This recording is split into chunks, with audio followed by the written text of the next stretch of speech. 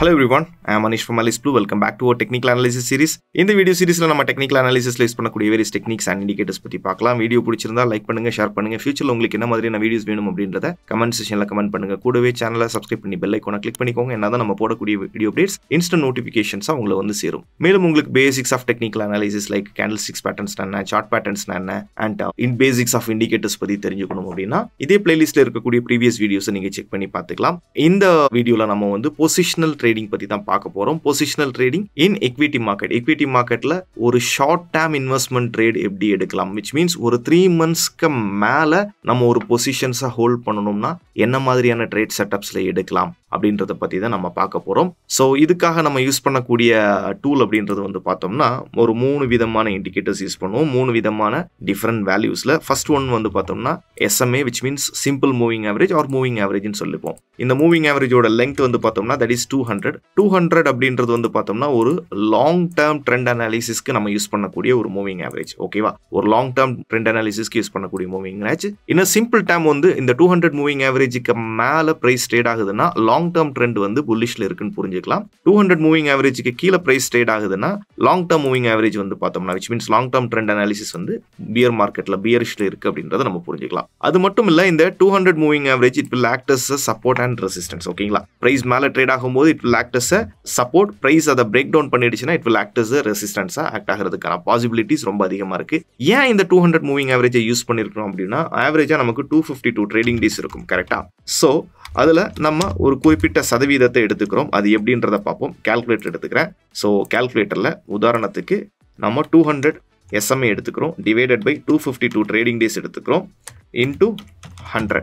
உதாரணத்துக்கு ஒரு வருஷத்துல 252 நாட்கள் வந்து மார்க்கெட் இருக்கும். ஒரு வருஷத்துல இருக்கக்கூடிய 252 நாட்கள்ல தோராயமா ஒரு 80% ஆஃப் த டைமை நம்ம இந்த SMA உள்ளாடி நம்ம யூட்டிலைஸ் பண்ணியிருக்கிறோம். புரியுதுங்களா? 80% ஆஃப் த டைமை இந்த 200 மூவிங் ஆவரேஜ்க்கு உள்ளாடி நம்ம யூட்டிலைஸ் பண்ணியிருக்கிறோம். ஓகேவா? ஸோ இது லாங் டேர்ம் ட்ரெண்ட் அனாலிசிஸ்க்கு நம்ம யூஸ் பண்றோம். அடுத்து ஒரு EMI யூஸ் பண்றோம். அந்த EMI வந்து பார்த்தோம்னா தட் இஸ் 50 EMI.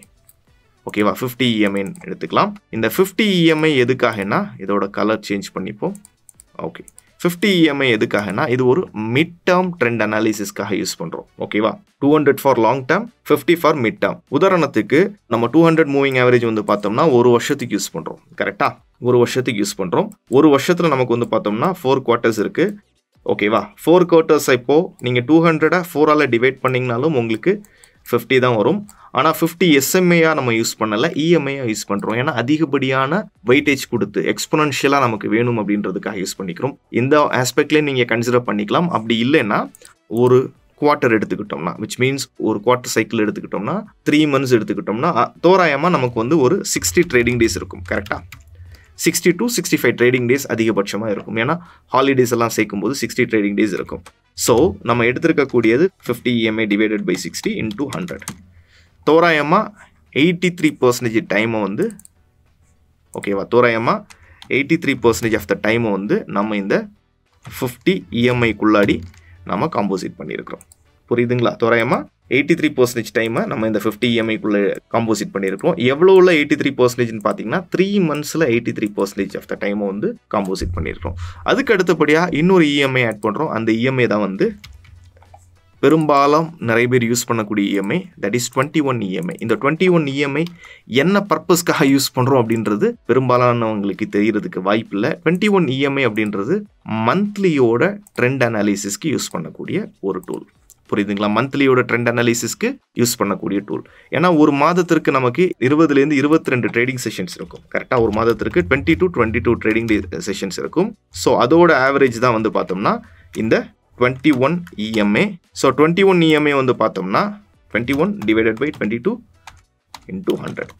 அப்ராக்சிமேட்லி 1 மந்தோட 95% ஆஃப் த டைமை நம்ம இது கூட யூட்டிலைஸ் பண்ணியிருக்கோம், காம்போசிட் பண்ணியிருக்கோம் இந்த EMIல. கரெக்டாக? ஸோ 3 EMI ரெடி ஆயிடுச்சு. இப்போ இதை யூஸ் பண்ணி எப்படி நம்ம ட்ரேட் செட்டப் பில்ட் பண்ணலாம்? Very very very very simple. புரியுதுங்களா?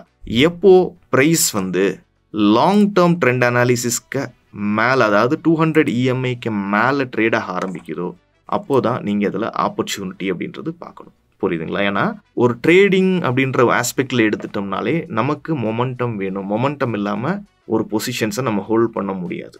ஓகேவா? 50% 60% பொசிஷன் நெகட்டிவ்ல போனாலும் நம்ம ஒரு இன்வெஸ்ட் ஆங்கிளில் நம்ம அதை யோசிக்கலாம். ஆனால் ஒரு ட்ரேடராக வந்து 60% ட்ரா டவுனில் இல்லை 40% ட்ரா டவுனில் இருக்கும்போது நம்ம பொசிஷன்ஸ் வந்து ஹோல்ட் பண்ண முடியாது. அதனால முடிஞ்ச வரைக்கும் ப்ரைஸ் வந்து ஒரு 200 மூவிங் ஆவரேஜுக்கு மேலே ட்ரேட் ஆனதுக்கப்புறம் ஆப்பர்ச்சுனிட்டி பார்த்துக்கலாம். எப்படி பார்த்துக்கலாம்னா, இந்த ஏரியாவில் பிரேக் அவுட் ஆகிடுச்சா இமீடியட்டாக நீங்கள் ஒரு பிரேக் அவுட் ஆப்பர்ச்சுனிட்டி பார்த்துக்கலாம்.